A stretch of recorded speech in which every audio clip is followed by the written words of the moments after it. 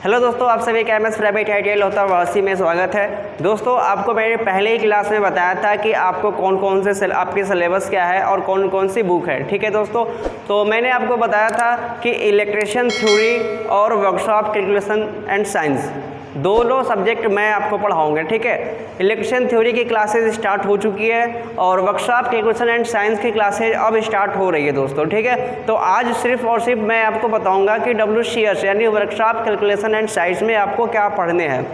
दोस्तों, इसमें आप जो पढ़ेंगे वर्कशॉप से रिलेटेड जितने भी आपके कैलकुलेशन होते हैं, यानी कि मैथ सीखेंगे और इसमें जनरल साइंस सीखेंगे दोस्तों। ठीक है, तो दोस्तों ये वर्कशॉप कैलकुलेशन साइंस की जो बुक है, यानी कि आप इसे देख रहे हैं वर्कशॉप कैलकुलेशन एंड साइंस, ये संजीव भार्गव के द्वारा लिखी गई है, मुकेश माथुर के द्वारा। ठीक है, ये इलेक्ट्रिशियन की है और इसे ही हमें पढ़ना है और पूरे ये बुक आपकी 2 साल की है। ठीक है, इसे 2 साल में आपको कवर करने हैं, यानी कि टोटल पहले ये 4 सेमेस्टर की आती थी बट अब ईयरली हो गया है, यानी कि इसको 2 साल में इसको कंप्लीट करना है हमें दोस्तों। ठीक है, तो अभी दोस्तों क्लासेस तो चल रही है ऑनलाइन। ठीक है, तो ऑनलाइन में हम थोड़ा से धीरे धीरे चलेंगे, जैसे ऑफलाइन आएगा। ठीक है, ऑफलाइन यानी कि आप क्लास में आकर स्टडी जब करेंगे तो दोस्तों मैं स्पीड से थोड़ा सा पढ़ाऊँगा, जिसमें मैं आपको बताऊँगा। ठीक है, वर्कशॉप कैलकुलेशन एंड साइंस की लेवल के तो बताऊँगा ही बताऊँगा, कंपटीशन की भी मैथ आपको साथ में पढ़ाऊंगा दोस्तों। ठीक है, तो मैं आपको बता दूं कि यदि आप ITI कर रहे हैं तो सबसे अच्छी फील्ड आपकी होती है रेलवे की। ठीक है, तो रेलवे में आपके कौन कौन से पोस्ट होते हैं उसके बारे में मैं आपको जिक्र कर दे रहा हूं। ठीक है, तो सबसे ज़्यादा रेलवे में आपकी जो पोस्ट है आपकी दोस्तों, वो एक है ग्रुप डी की। ठीक है, ग्रुप डी की, वैसे तो ग्रुप डी की जो फॉर्म है वो 10th पे अप्लाई की जाती है। ठीक है, 10th पास युवा जो होते हैं वो अप्लाई कर सकते हैं ग्रुप डी के। और आपकी आती है एक टेक्नीशियन की। ठीक है, ठीक है, तो दूसरा है आपका टेक्नीशियन की और तीसरा है दोस्तों assistant loco pilot ALP RRB की ALP एग्ज़ाम।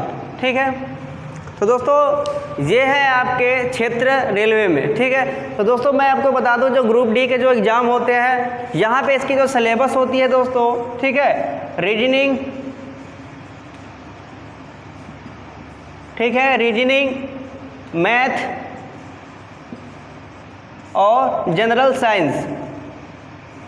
ठीक है, जनरल साइंस दोस्तों, और इसके अलावा आपके करंट अफेयर भी पूछे जाते हैं। ठीक है, करंट अफेयर भी पूछे जाते हैं, तो यहाँ पे आपकी ये ग्रुप डी में पूछे जाते हैं दोस्तों। और टेक्नीशियन और ALP दोस्तों, जो ALP के जो एग्ज़ाम होता है उसमें आपके इलेक्ट्रिशियन थ्योरी पूछे जाते हैं और साथ ही साथ ये सभी पूछे जाते हैं, यानी कि आप रीजनिंग आप अलग से पढ़ लोगे। ठीक है, और मैथ और जनरल साइंस इसी वर्कशॉप कैलकुलेशन बुक से आपकी कवर हो जाएगी। ठीक है, workshop calculation and science book से आपकी मैथ और जनरल साइंस दोनों मैं आपको कवर कर दूंगा। ठीक है, बची करेंट अफेयर की बात। तो दोस्तों जो करेंट अफेयर है, करेंट अफेयर को आप डेली न्यूज़पेपर की सहायता से या किसी अन्य ऐप्स की सहायता से आप इसको पढ़ सकते हैं, या आप टेलीविज़न के माध्यम से, न्यूज़ चैनल के माध्यम से इसको आप समझ सकते हैं। करेंट अफेयर में दोस्तों डेली का न्यूज़ होता है। ठीक है, और रीजनिंग की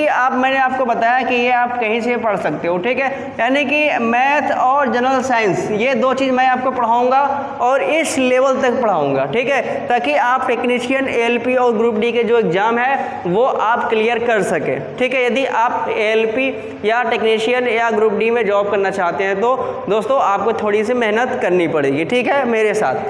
तो रही बात ALP की दोस्तों, तो ALP की जो सिलेबस होती है मैंने आपको बताया कि reasoning, math, general science and current affair होगा, साथ ही साथ आपकी इलेक्ट्रिशियन थ्योरी भी होगी। ठीक है, इलेक्ट्रिशियन थ्योरी भी होगी। ठीक है, तो यहाँ पे आप देख रहे हैं कि ALP यानी कि असिस्टेंट लोको पायलट, यानी कि जो आप रेलवे में जो ड्राइवर बनते हैं, ठीक है, रेल चलाते हैं। ठीक है, तो यहाँ पे आपकी इलेक्ट्रिशियन थ्योरी पूछी जाती है। पहले ALP की जो एग्ज़ाम होती है दोस्तों वो 2 पार्ट्स में होती है। ठीक है, टीयर 1 यानी कि प्री जो होती है इसमें, ठीक है, उसमें आपके 4 पूछे जाते हैं, reasoning, math, general science and current affair.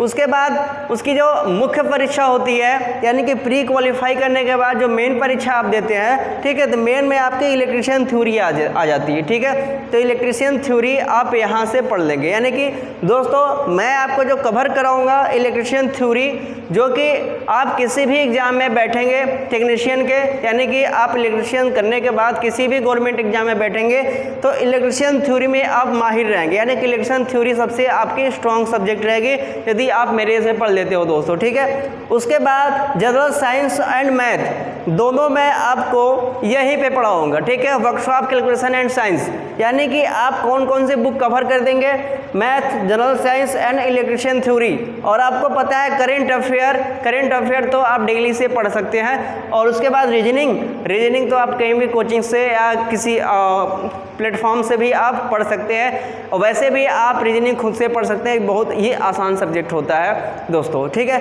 तो यहाँ पे आप देख रहे हैं कि ITI करने के बाद आप रेलवे में जॉब पा सकते हैं यदि आप रेगुलर क्लास को अटेंड करते हैं दोस्तों, और ऑनलाइन पढ़ाने जाने वाली स्टडी मटेरियल को अपनी नोटबुक में लिखते हैं और उसे समझते हैं, और जो भी क्वेश्चंस आपके माइंड में होते हैं आप यदि उससे पूछते हैं, यानी कि दोस्तों यदि आपको कामयाब होना है तो मेहनत करना ही पड़ेगा, ठीक है। यदि आपको रेलवे में जॉब करना है तो मेहनत करना ही पड़ेगा दोस्तों, और बहुत ही इजी होता है रेलवे में जॉब पाना, ठीक है दोस्तों, बहुत ही इजी, हाँ बहुत, क्योंकि दोस्तों यहाँ पे जो मेरिट बनती है 100 में से यदि आपका 100 मार्क्स का क्वेश्चन आपका पेपर है तो उसमें से 30, 32, 35, 40 ऐसे ही पे प्री की मेरिट बनती है दोस्तों, यानी कि उसकी क्वालिफिकेशन मार्क्स होती है। आप यदि SC ST से बिलोंग करते हैं तो 25% होती है, SC OBC से बिलोंग करते हैं दोस्तों तो 30% होती है, और आप जनरल कास्ट से बिलोंग करते हैं दोस्तों तो वहाँ पे आपके 40% होती है, यानी कि 100 में से 40 नंबर पाएंगे तो आप क्वालिफाई हो जाएंगे सेकेंड पेपर के लिए। दोस्तों ये देखें आप कि रेलवे में आपका फील्ड कितना है और कौन कौन से पोस्ट मिल सकते हैं और हमें कितनी मेहनत करनी होगी।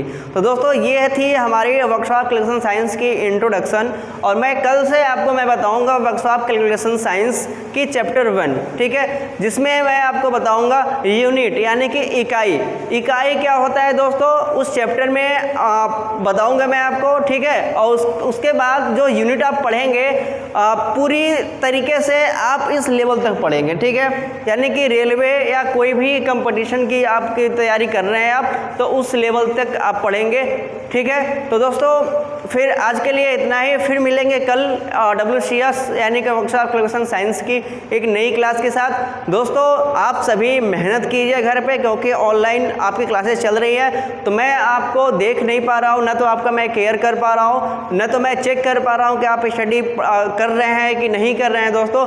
लेकिन दोस्तों आप ईमानदारी से स्टडी कीजिए, मैं आपके साथ हूँ दोस्तों। यदि आपके काम में ईमानदारी होगा तो निश्चित रूप से आपको सफलता मिलेगी। जहाँ पे दोस्तों ईमानदारी नहीं होता है वहाँ पे सफलता नहीं मिलती है, खासकर स्टडी में। तो स्टडी में दोस्तों ईमानदारी से करना है, न तो अपने माँ बाप को धोखा देना है, न तो टीचर को धोखा देना है, ठीक है। आपको खुद को, आप इन दोनों लोगों को धोखा देते हैं दोस्तों तो आप खुद को धोखा देते हो, ठीक है। तो आपको किसी को धोखा नहीं देना है, यानी कि अपनी काम, अपना नोट्स पूरा करना, स्टडी करना सब ईमानदारी से करना है दोस्तों। फिर भी यदि आपको कोई भी डाउट होती है स्टडी करने में तो दोस्तों आप क्लियर कर सकते हो, चाहे व्हाट्सएप ग्रुप से क्लियर कर सकते हो या पर्सनली मुझे व्हाट्सएप पे मैसेज करके वहाँ से अपनी डाउट को क्लियर कर सकते हैं दोस्तों, ठीक है दोस्तों।